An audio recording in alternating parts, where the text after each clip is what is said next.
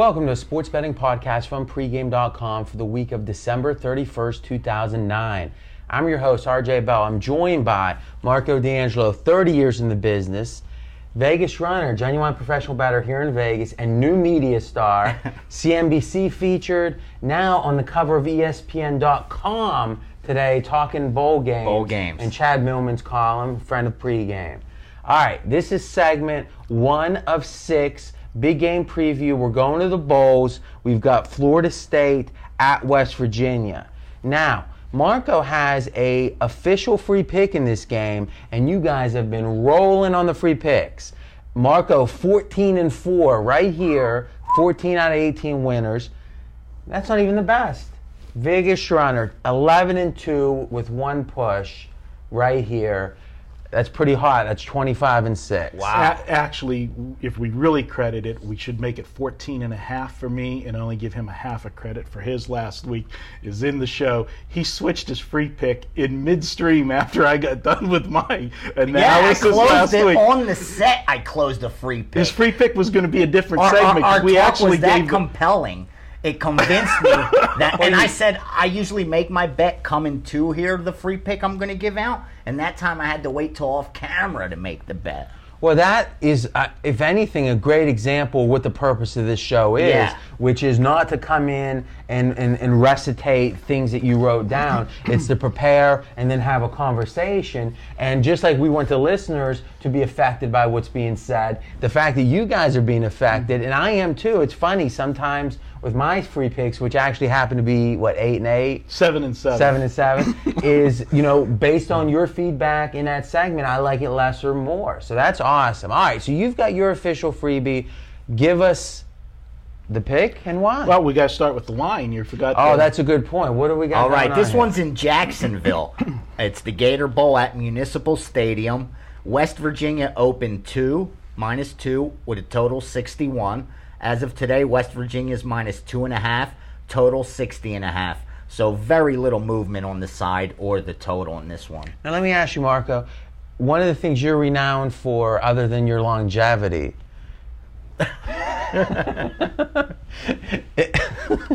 is that you spent 46 years in Pittsburgh.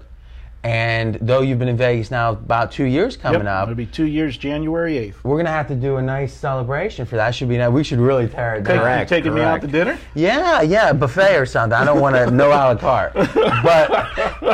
But you're plugged into Pittsburgh. I mean, it's just the Steelers, the Pirates, whatever. Do you consider WVU, for those who aren't from the area, very close in that area back there, to be a place you're plugged into? It would be the next level, yeah. It's not as tight as Pittsburgh, but it would be the next level. They're in the Big East, and now Duquesne on college basketball, do you consider Duquesne is above West Virginia for me? Yes. Okay, so when you quote your stats on your Pittsburgh results, does that include Duquesne? Yes, it includes Duquesne. And what's those stats right now? Because we're ending the 2009 year. Yeah. What were your numbers? 49-22 in 2009 involving Pittsburgh-based teams. That's every pick you put out. Every pick I put out. Overs, unders, anything. If it's a Pittsburgh team in the game. That's almost 70% against the number. All right, stuff. Give us one. All right, first off, the thing that jumps out in this game is Florida State absolutely, beyond question, does not belong in this bowl game. They're only in this bowl game for one reason. It's Bobby Bowden's swan song. They knew they'd sell out the stadium.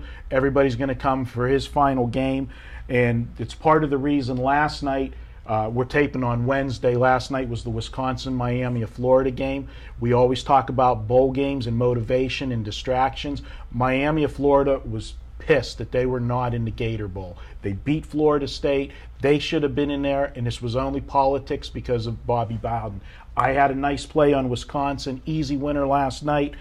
Florida State, they can't stop the run. That's West Virginia's bread and butter. The running back for West Virginia, Devine, was a little bit banged up late in the season. With 3 weeks off, he's going to be 100%. I like West Virginia. This line's a joke. They should win this game 7 to 10 points over Florida State. You're looking at a line of 2.5 for a 6-16. I'm so surprised at you.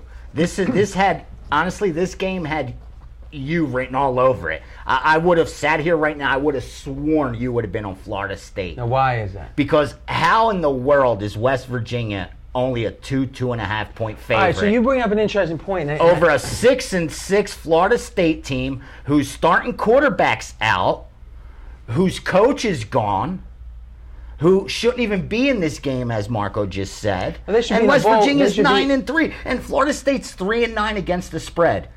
No one in their right mind has bet this team or will bet this team, and yet they're not even getting a field goal against a 9-3 West Virginia team who's won 3 of their last 4. Only loss was by 3 on the road at Cincinnati, undefeated. Let me jump in here a second. This looks square.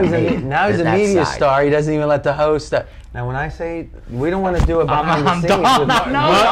No behind the scenes. One's enough. All right. He makes a great point, which is one of your classic things or handicapping approaches is when a line looks too good to be true, it is, and that means that that's where the book wants you to play, so you want to go the other way. I don't always understand when you go that way or when you actually take the value. Explain to us why, in this case, you're taking the perceived value. The public is going to buy into the send them out a winner scenario. And they're only 120 miles from home. The stand's going to be, first of all, West Virginia doesn't travel well to bowl games to start with. No, let's drill down a second. So short answer is you're saying because of the public perception, with Florida State being marquee in general and it being Bowen's last game, that this line makes sense to you. It doesn't make sense from a pure handicap, but it makes sense from a public perception. Public perception. So then you like to take the value. I'm taking the value here. And the time you like to seemingly fade the value or go against the obvious play is when there's not a good reason for the line to be what it is. Absolutely. So if you can explain the bad line, you like to take advantage of it. If you can't explain the bad line, you like to go with the bad line because you think that's where the book wants you. There's hope for you yet. You know that. That's a great distinction. Yeah. Now, we actually talked on Today in Sports Betting, which is a daily podcast that Dan Beebe and Mike Hook do. You guys guessed each. You guessed on Thursday. You guessed on Sunday. I guessed on Monday. It's a daily 20-minute show. We were talking on Monday about your approach, VR, of a true line. I listened to the show. And a fair line. Yeah. So really, for those who are new out there, a true line is this is the handicap. This should split the results 50-50. Okay, a fair line is this should split the action 50-50. So you're saying this that your fair line to split the action would be about 2.5, and thus you're taking the value. But in your mind, the true line would be 5, 6, 7. Absolutely. And when you think about West Virginia, a couple points. Number 16 BCS, Florida State's 5-6-6. If they lose this game, they won't even be at 500. We got 1 minute to wrap, guys. The Big East doesn't get the ink that they deserve. They look at this as a weak conference. That's one. West Virginia, in the games they've won them close. So they're not impressive. They don't blow people out. You have that name, Florida State. You've got Bobby Bowden. The public, when the betting percentages are done on game day, there'll be more people on Florida State than West Virginia. No chance. I'll give you 5-1 right now. 5-1 for whatever you want. There's no chance. No betting site will have more money on West Virginia. I like Florida State. I love West Virginia. This is the perfect play. Not only do you got the general public perception on Florida State, you've got the additional cause of the Bowden last game, and that's disruptive. The fact is Bowden's last game is going to hurt this Florida State team. I think it's a perfect storm. This might be a bowl game of the year to me. I mean, I love it. I'm interested why this is just a free pick, but I guess that's why you're 14-4 is this quality. All right, guys, great first segment. We're going to do 5 more games here. Next up, we're going to be talking Cincinnati at Florida. Remember, you can get all of our videos at pregame.tv, or if you want to download and listen, just go to iTunes and search for pregame.com.